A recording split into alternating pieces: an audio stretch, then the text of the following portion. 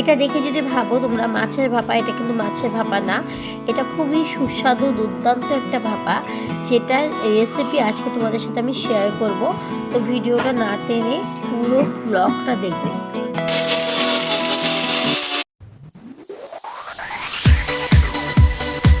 Hello dear viewers, কেমন আছো তোমার সবাই? আশা করি ভালো আছো। আমি পিয়া, তোমার হচ্ছে আমার চ্যানেল হেলথ ব্লগার পিয়া। তো আজকে ডেলি ব্লগসে তোমাদের একটা এমন দুর্দান্ত রেসিপি শেয়ার করব, যেটা আমি জীবনে কখনো বানাইনি, আজকে ফার্স্ট বানাচ্ছি, তাই ভাবলাম তোমাদের সাথে শেয়ার করি। এত সুন্দর হয়েছে আর খেতে যে টেস্টি হয়েছে না, কি বলবো। ইন্টারনেট আছে বলে অনেক কিছু সুবিধাজনকও হয়ে গেছে, অনেক মানুষের সাথে মানে অনেক মানুষের সাথে পরিচয়ও হয়ে যায়। আর এত একটা ফ্যামিলি, যেমন ধরো তোমরা আমার ছোটোখাটো একটা ফ্যামিলি ইউটিউবে হয়ে গেছো, মোটামুটি যারা যারা সাপোর্ট করছো তাদেরকে অসংখ্যই ধন্যবাদ। চলো আজকে তোমাদের সাথে দারুণ একটা রেসিপি আমি শেয়ার করবো ডেলি ব্লগেই, কারণ আজকে আর পক করবো না। আজকে একটা জিনিস আমি বানিয়েছি ঘরে, সেটা ফেসবুক স্ক্রল করতে করতে আমি একটা মহিলার থেকে বানানো দেখেছি, তো আমি বাড়িতে ট্রাই করেছি। তো ভাবলাম যে কীরকম হয়, যদি ভালো হয় তো তোমাদের সাথে শেয়ার করব। তো খেতে দুর্দান্ত হয়েছিল, কালারটা জাস্ট ওয়াও। আর একদম বানানোর পরে মাছের মতন বানানোর পরে যেমন হয় সেরকমই হয়েছে। তো হাজব্যান্ডকে বলেছি কি মিষ্টি কুমড়ো এনে দাও, তো মিষ্টি কুমড়ো এনে দিয়েছি, দেখতেই পাচ্ছ। চলো বানানোর প্রসেস। এটা বানানোর জন্য আমি মিক্সিতে শসা, লঙ্কা, পোস্ত এসব পেস্ট করে নিচ্ছি, আর ছেলেকে দিয়ে ছেলে পেস্ট করে দিচ্ছি। আর তারপর মিষ্টি কুমড়োগুলো ভেজে নিয়ে শসা টসা দিয়ে এভাবে মাছের সুন্দর হয়েছে না কালারটা, মানে ইচা মাছের ভাপা করেছে এরকম লাগছে না। মিষ্টি কুমড়োটা আমি ভেজে নিতে হয়, কি চাকচাক করে ভেজে নিয়ে তারপর বাটির মধ্যে আমি ভাজা তেলটাই দিয়ে দিয়েছি, কাঁচা তেল দিলেও হবে। তারপর কেউ নারকেলগুলো যদি দিতে চাও সেটাও দিতে পারবা, পোস্ত দিলে সেটাও দিতে পারবা। তো যাই হোক, সব মাছে যেমন করে মাখাই, আমরাকে মাছ মাখাই যেভাবে ভাপা করি, ঠিক সেমনিভাবেই আমি সব কিছু উপকরণ দিয়ে আমি এই টিফিন কারিটার মধ্যে আমি এইভাবে মাখিয়ে নিয়েছি। এখন এটাকে ভাপা দেওয়ার পালা। যেহেতু আমি টিফিন কারিতে ভাপাটা বসাবো, তার জন্য কড়াইতে আমি জল বসিয়ে দিয়েছি, দেখতে পাচ্ছ। তো কড়াইয়ে জল বসিয়ে দিয়ে আমি টিফিন বাটিটা কড়াইয়ে বসিয়ে দিচ্ছিলাম।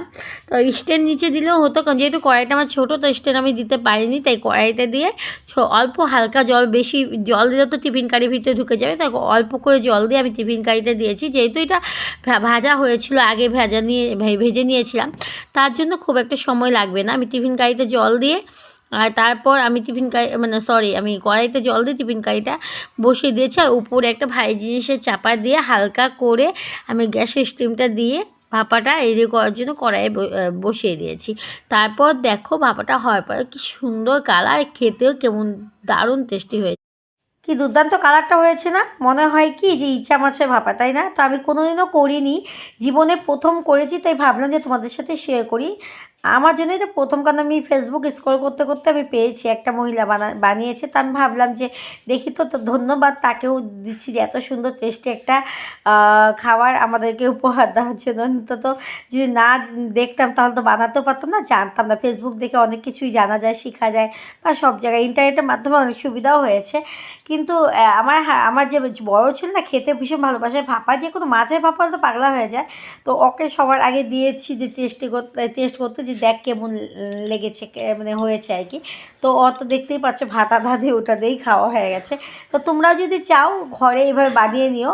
বললাম তো মিষ্টি কুমড়ো চাকচাক করে, মানে মিষ্টি কুমড়োর যে ক্লিপটা ছিল ওটা আমি মনে হয় আমি ক্যামেরা রেখেছিলাম, বাট আমার মানে ক্লিপ করতে একটু স্টেক হয়ে গেছে, মানে খুব ভুলে গেছিলাম নাকি ট্যাপ করতে ক্যামেরায়।